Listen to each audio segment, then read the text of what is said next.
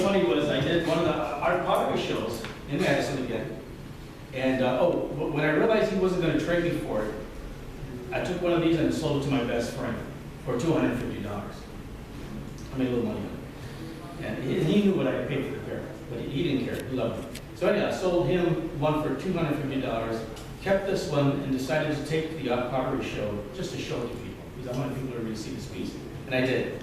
Well, Bob Fleischer and his girlfriend then came into the show. And it was sort of funny because she came up to me first, and I think she was trying to jag me a little bit, and that's okay. She came up and she said, "Oh, that's a wonderful piece. I know what it's like to really have a piece that you just don't want to embrace." Meaning that one over there.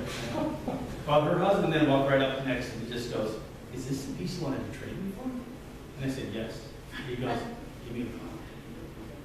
So I gave him a call, went to his house, traded pieces, and ended up with this Black Panther.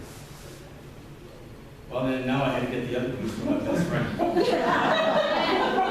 Yeah, and you won't believe the deal I had to go through with this wife. It took some money. It took this wonderful Haeger horse I had. Well, yeah, I got my Panther back. They got some good pieces for me, but I got my Black Panther that I wanted from Bob. So.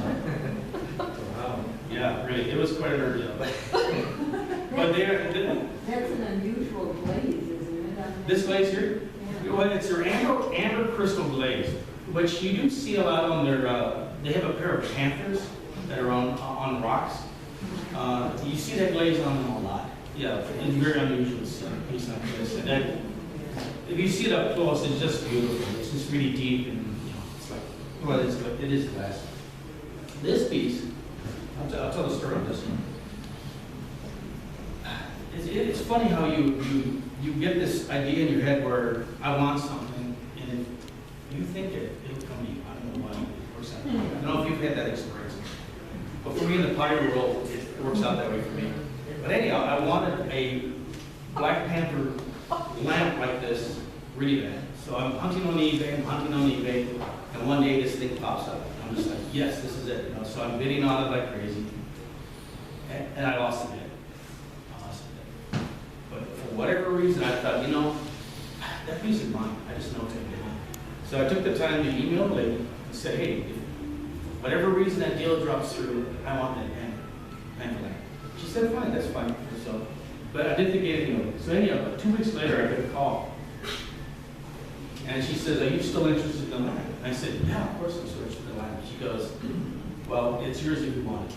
And I said, "Well, what happened?" She goes, "Well, the winning bidder was a gentleman in Japan. And his first initial payment for the piece didn't go through. So her trying to talk with him and try to work this out, she said, I could not understand what he was saying because he spoke just mostly Japanese. So it ended up being mine. And he wasn't happy. She goes, "He's really mad at me." She goes, "But I don't care." She goes, "I think the piece was meant to be with you." So she goes, "It's your piece." And she was a missionary from Africa.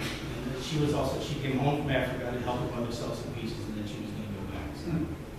So that's how this ended up in my hands. Yeah. I guess I'll just talk. Another Eric Olson design from I think you see this in the catalogs appearing in 1947. Almost everything here is from the late 40s and early 50s. I just love this piece. This is, sometimes Haeger glazes can really be messy. And this is one of the times where I think sometimes they really work out well. What I love about this one is that the glaze is laid over all the cloth area, the clothes that he's wearing, and the exposed skin, it's not. So for me, it just works out really well. I don't know if you can see that in the light, but you really get an iridescent look off of this piece. It's wonderful. Have you seen that piece in other glazes? Yes, I've seen this in chartreuse. I've seen it in, they don't pop up often, but I know they made it in chartreuse. They made it in what they call oxblood, which is a burgundy. I was just wondering if the pattern was the same on other pieces, or you just It happened can be, but you just happened to get the lucky piece to pattern. I think I got one of those lucky pieces because like any glaze, it becomes molten when you heat it, and then it goes wherever it wants to go. So sometimes you'll get glazes dripping over the faces, and you're like, this just looks odd. Yeah. And then you get pieces like this where the glaze is glazed on it perfectly. And for me, it's a jewel. That's what it is for me. I guess I'll talk about this one real quick here. This is an old Hickman piece. And this you don't see in any catalog.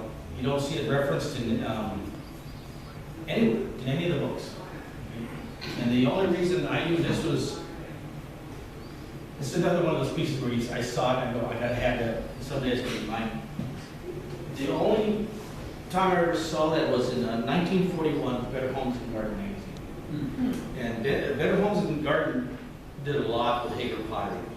There's a lady here that she must have loved Haeger pottery. She was always doing articles about it.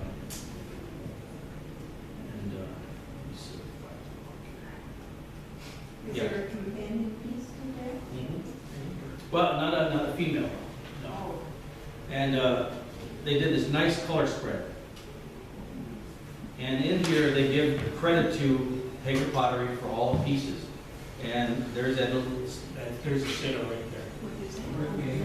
Can you see that? With the anchor, yes.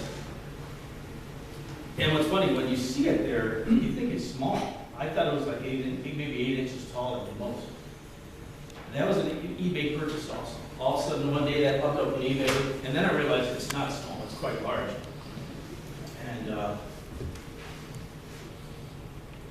again, because it doesn't show up any of the catalogs, you know it's, in my mind, I know it's one of those pieces that, part of that 300 molds that Haeger bought from Royal Haeger.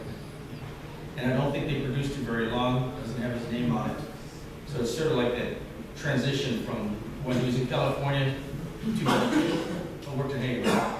Again, oh, here goes, again, Hickman was just a little strange. It has nipples. And that's it. His designs were a little bit quirky. And I mean by quirky too is that what happened is that once he got to Haeger, I don't remember his name right now, I have to go to the books, but there was a mold maker who actually tweaked his designs. So Hickman would do a design, give a design, and then the mold maker would, refine it. That's what he would do. He would refine the design. So this is why I get a little giggle out of this. I don't think they would have left nipples on it. I think they would have taken those out. But this is obviously a piece that wasn't refined by that mold maker. John, was the mold maker, was he doing it artistically or to make it work as a mold? I think to make it work as a mold. Yeah. I think I was going to bring another piece for you Haeger collectors out there. There's a piece, it's a one